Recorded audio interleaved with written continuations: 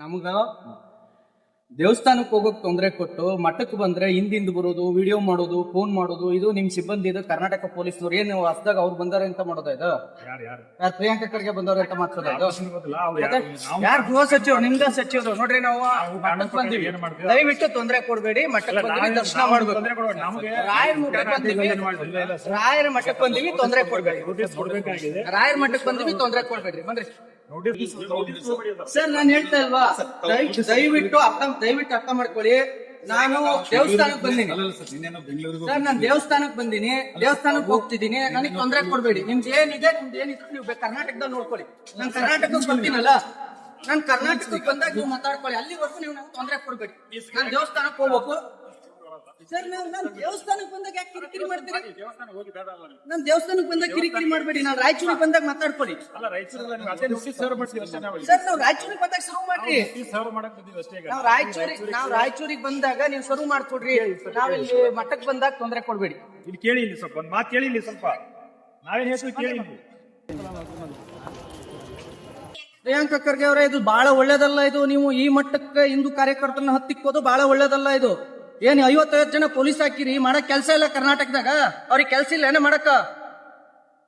ನಮ್ ತೆರಿಗೆ ದುಡ್ಡು ಕೊಟ್ಟು ಹಿಂಗ ನಮ್ಮಿಂದ ಬರೋದು ಮಾಡೋದು. ಇವ್ರು ಬರ್ತಾರೆ, ವಿಡಿಯೋ ಮಾಡ್ತಾರೆ. ಏನ್ ನಮಗೇನ್ ಪರ್ಸನಲ್ ಏನಿಲ್ಲ? ನಮಗೆ ವೈಯಕ್ತಿಕ ಜೀವನ ಅನ್ನೋದಿಲ್ವಾ? ನಾವು ಮಠಕ್ಕೆ ಬರ್ಬಾರ್ದ? ದೇವಸ್ಥಾನ ದರ್ಶನ ಮಾಡಬಾರ್ದ? ಏನಕ್ಕೆ ಬರ್ತಾರೆ ಹಿಂಗ ಹಿಂದೆ? ದೇವಸ್ಥಾನಕ್ಕೆ ಬಂದಿನಿ ಅಂತ ಹೇಳಿನಿ, ದೇವಸ್ಥಾನಕ್ಕೆ ಹೋಗ್ತಿದೀವಿ. ಅವ್ರದ್ದೇನಾರು ರಾಯಚೂರ್ನಾಗಿದ್ರೆ ರಾಯಚೂರ್ನಾಗ ಬಂದ್ರೆ ಮಾಡ್ಕೋಬೇಕು ನೋಡ್ರಿ. ಆತರ ನೀವ್ ಯಾವ್ದೇ ಕಾರಣಕ್ಕೂ ಮಾಡಬಾರ್ದು. ನಾನು ದೇವ್ರ ದರ್ಶನಕ್ಕೆ ಬಂದಿದೀವಿ.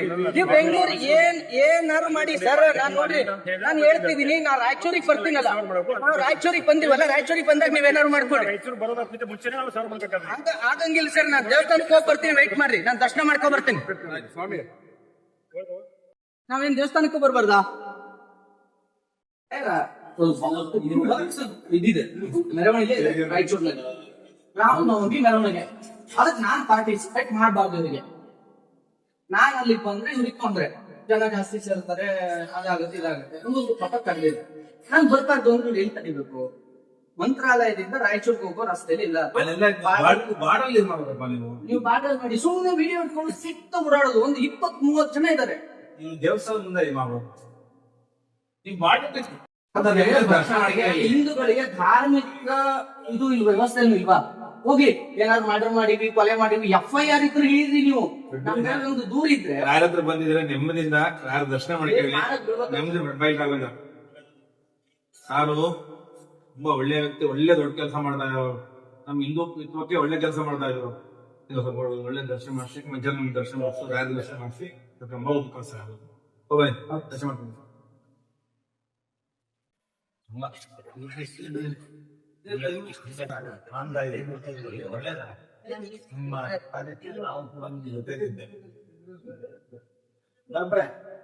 ಯಾವ ಆಧಾರದಲ್ಲಿ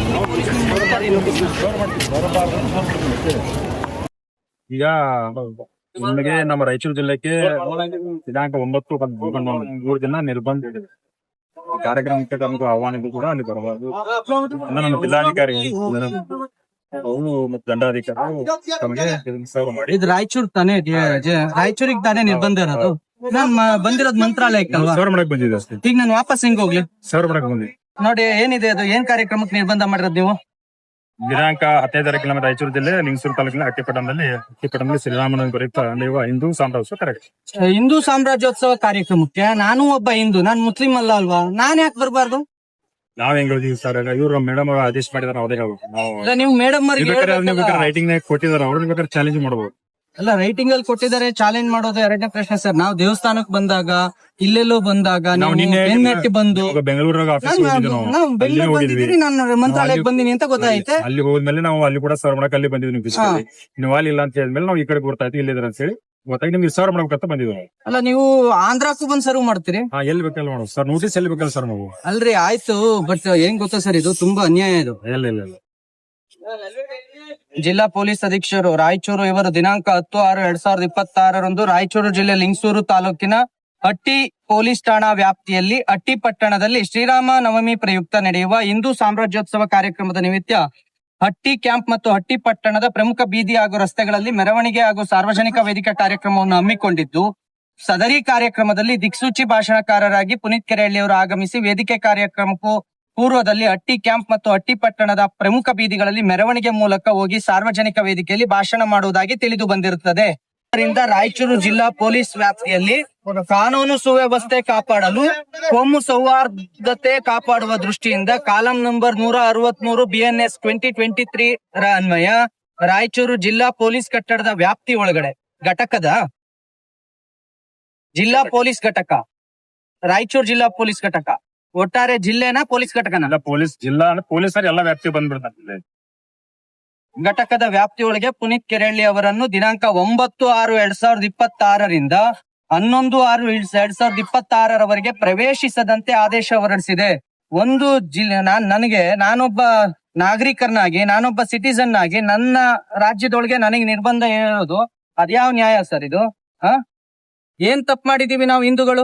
ಹಿಂದೂ ಕಾರ್ಯಕ್ರಮಕ್ಕೆ, ಶ್ರೀರಾಮನವಮಿಗೆ ಒಬ್ಬ ಹಿಂದೂ ಕಾರ್ಯಕರ್ತ ರಾಮನವಮಿ ಕಾರ್ಯಕ್ರಮಕ್ಕೆ ಬರಬಾರ್ದು ಅಂತ ಹೇಳಿ ನೀವು ಆದೇಶಗಳನ್ನು ಕಳಿಸ್ತೀರಿ ನಿಮ್ ಇಲಾಖೆ ಕೆಳಗಡೆ ಅಂದ್ರೆ ಇದು ಅಲ್ಲ ಸರ್. ನಾನು ನೋಟಿಸ್ ರಿಸೀವ್ ಮಾಡ್ಬೇಕು ಅಂತ ಅಂದ್ರೆ ನಾನು ಹೇಳೋದು ನಮ್ದೇ ಆದಲ್ವಾ? ನೀವು ಬಂದ್ ದೇವಸ್ಥಾನದ ಹತ್ರ ಸರ್ವ್ ಮಾಡ್ತಾ ಇದೀರಿ.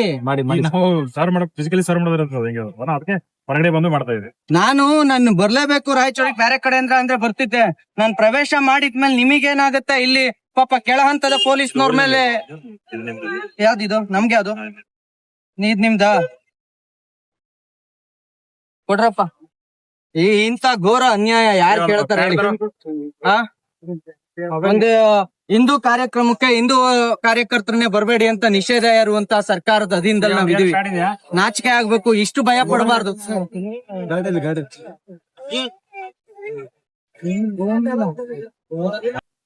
ಸೆಂಚುರಿ ಟಿವಿ ಕನ್ನಡ ಚಾನೆಲ್ ಅನ್ನು ಸಬ್ಸ್ಕ್ರೈಬ್ ಮಾಡಿ, ಲೈಕ್ ಮಾಡಿ, ಕಾಮೆಂಟ್ ಮಾಡಿ, ಶೇರ್ ಮಾಡಿ.